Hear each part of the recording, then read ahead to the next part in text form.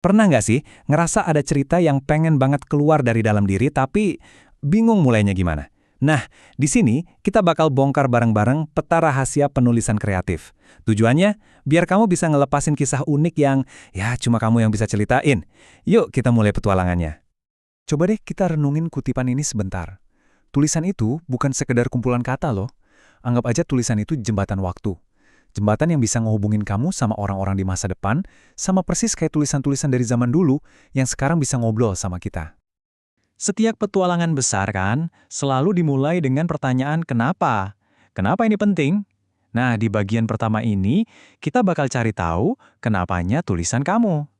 Apa sih sebetulnya kekuatan super dari cerita yang selama ini kamu simpan? Coba bayangin deh, setiap tulisan kamu itu kayak monumen. Kamu bukan cuma nulis catatan harian yang bakal hilang, tapi kamu itu lagi memahat pikiran kamu di atas batu. Kamu lagi menciptakan warisan yang bisa dibaca, dan yang lebih penting, dirasain sama generasi yang bahkan belum pernah ketemu kamu. Intinya, nulis itu kayak punya mesin waktu buat ngobrol. Kita bisa ngobrol sama pemikir-pemikir hebat ribuan tahun lalu lewat tulisan mereka. Dan di saat yang sama, kita juga bisa nitipin gagasan kita buat orang di masa depan. Keren kan? Ini cara kita buat jadi abadi. Tapi nulis itu nggak cuma soal hal-hal besar kayak keabadian loh. Nulis itu juga bisa jadi terapi yang ampuh banget buat hati. Tahu kan, pas hati rasanya penuh banget, entah itu karena kangen, marah, atau saking bahagianya, halaman kosong itu bisa jadi teman curhat paling aman. Tempat buat numpahin semuanya, ngasih nama buat perasaan kita dan plong, bebannya lepas. Oke, jadi kita udah setuju nih, cerita kita itu penting. Tapi, sering banget ada satu monster besar yang menghadang kita. Halaman kosong yang putih bersih dan suara kecil di kepala yang bisik-bisik, tulisanmu jelek. Nah, di babak kedua ini, kita bakal lawan monster itu bareng-bareng. Nah, ini dia nih, pertanyaan maut yang bikin jutaan calon penulis jadi beku, bahkan sebelum ngetik satu kata pun. Rasa nggak pede yang bikin jari kaku di atas keyboard. Tapi, gimana kalau solusinya ternyata jauh lebih simpel dari yang kita kira? Dan kuncinya ada di sini. Kata Nick M. Kuntarto, tulislah sesuatu yang kamu sukai dan kuasai. Simpel kan? Ini bukan soal jadi penulis hebat yang bisa nulis tentang apa aja. Bukan. Ini soal jadi ahli untuk cerita kamu sendiri. Karena pas kamu nulis tentang sesuatu yang kamu benar-benar suka dan paham, rasa pede itu muncul sendiri, alami banget. Terus gimana dong mulainya? Gampang banget. Langkah pertama, tulis aja tentang pengalaman kamu sendiri. Kenapa? Karena kamu satu-satunya expert di dunia soal hidupmu, kamu yang paling tahu senengnya, sedihnya, semua detil kecilnya. Dan keaslian ini, nah ini dia, ini senjata rahasia kamu yang gak akan bisa ditiru sama siapapun. Masih ragu kalau cerita pribadi itu punya kekuatan? Oke, kalau gitu coba kita lihat kisah nyata yang luar biasa dari Miyuki Inoue. Ceritanya ini jadi bukti hidup kalau rintangan paling berat sekalipun justru bisa jadi sumber kekuatan terbesar buat nulis. Coba bayangin. Lahir dalam kondisi buta, dengan berat cuma 500 gram. Rintangannya dari awal hidup itu udah wow, luar biasa. Tapi, justru dari pengalaman itulah dia nemuin suaranya. Dia nulisin kisah hidupnya sendiri dan bukunya jadi bestseller di Jepang. Nah, kalau cerita dia bisa menginspirasi banyak orang, coba bayangin, apa yang bisa dilakukan sama cerita kamu? Oke, keberanian udah ada, sumber cerita juga udah ketemu, yaitu diri sendiri. Sekarang, kayak pahlawan dalam sebuah petualangan, kamu butuh senjata, peralatan yang pas. Yuk, kita buka kotak peralatan si pencerita. Ini dia aturan emas nomor 1 dalam penulisan kreatif, show, don't tell. Tunjukkan, jangan cuma ceritakan. Bedanya apa? Gampangnya gini, menceritakan itu kayak reporter yang ngelaporin fakta. Tapi, menunjukkan itu kayak seniman yang ngelukis sebuah adegan, bikin pembaca ngerasain langsung pengalamannya.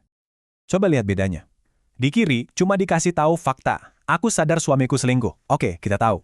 Tapi di kanan, kita ngerasain pengkhianatannya. Lewat apa? Lewat wangi parfum Gucci Rush, lewat ingatan yang nyakitin, sampai reaksi fisik aku muak.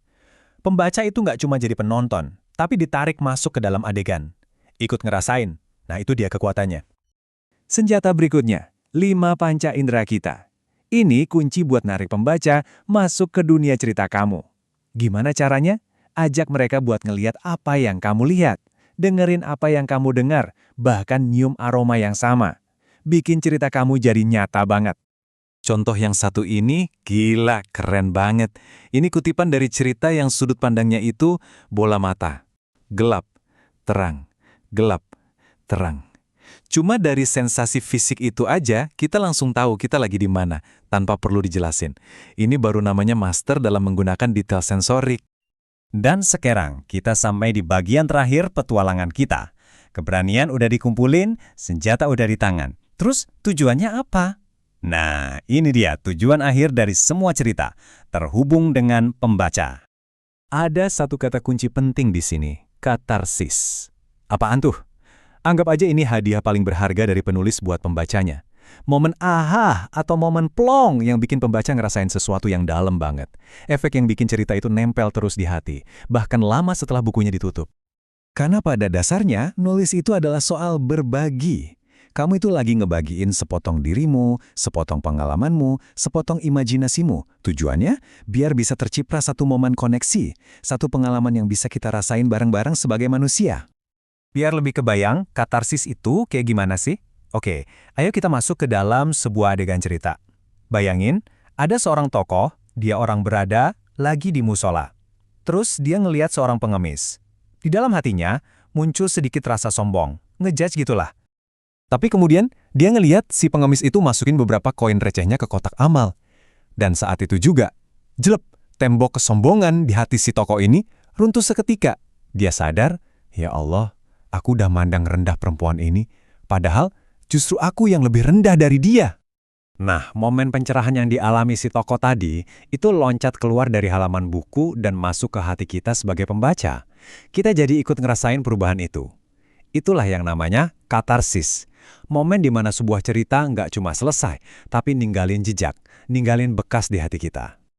Jadi, begitulah perjalanannya. Kita udah mulai dari nemuin kenapa cerita kita itu penting, ngelawan rasa takut, sampai ngumpulin senjata buat bercerita. Sekarang, petanya udah di tangan kamu, peralatannya juga udah siap. Jadi, kita tutup dengan satu pertanyaan terakhir. Pertanyaan ini buat kamu. Dengan semua yang udah kita bahas, sekarang cuma tinggal satu hal yang tersisa. Kisah apa yang cuma kamu yang bisa ceritain?